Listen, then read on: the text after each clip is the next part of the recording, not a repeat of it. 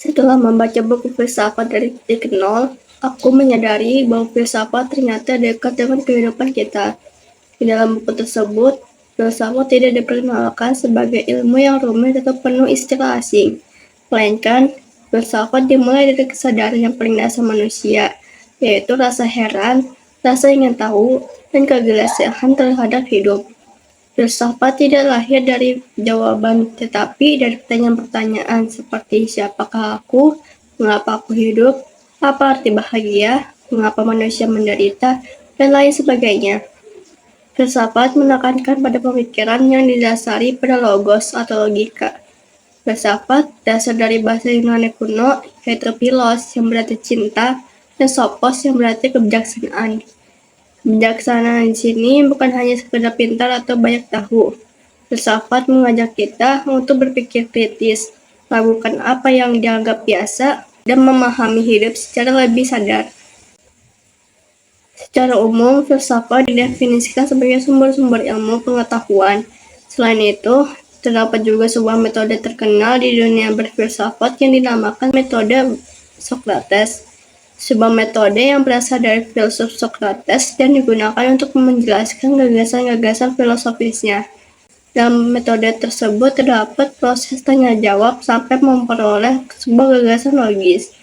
Filsafat memiliki ciri-ciri yang didasarkan pada pemikiran yang reflektif, tujuan fundamental, hingga hasil yang konsepsional.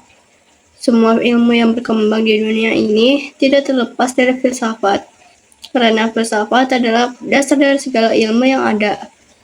Dalam filsafat hanya terdapat objek umum. Objek filsafat merupakan segala sesuatu, dan segala sesuatu itu dirumuskan dalam 3 gagasan, di antaranya jiwa, dunia, dan Tuhan. Segala sesuatu adalah semua hal yang tampak disebut tokos, maupun yang tidak tampak disebut dokein. Dalam kehidupan sehari-hari, dikatakan tampak adalah sesuatu yang bisa diindra melalui panca indera. Pada buku itu juga terdapat makna hakikat. Hakikat berasal dari bahasa Arab yang berarti kebenaran.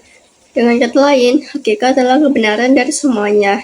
Hakikat bukanlah masalah filsafat, tetapi tujuan dari filsafat.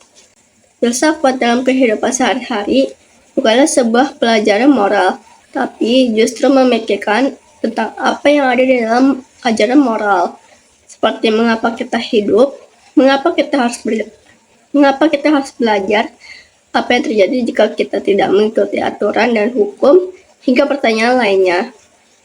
Saat kita mempertanyakan keadilan, kita sedang berfilsafat. Saat kita merenungkan penderitaan orang lain, itu adalah refleksi kemanusiaan.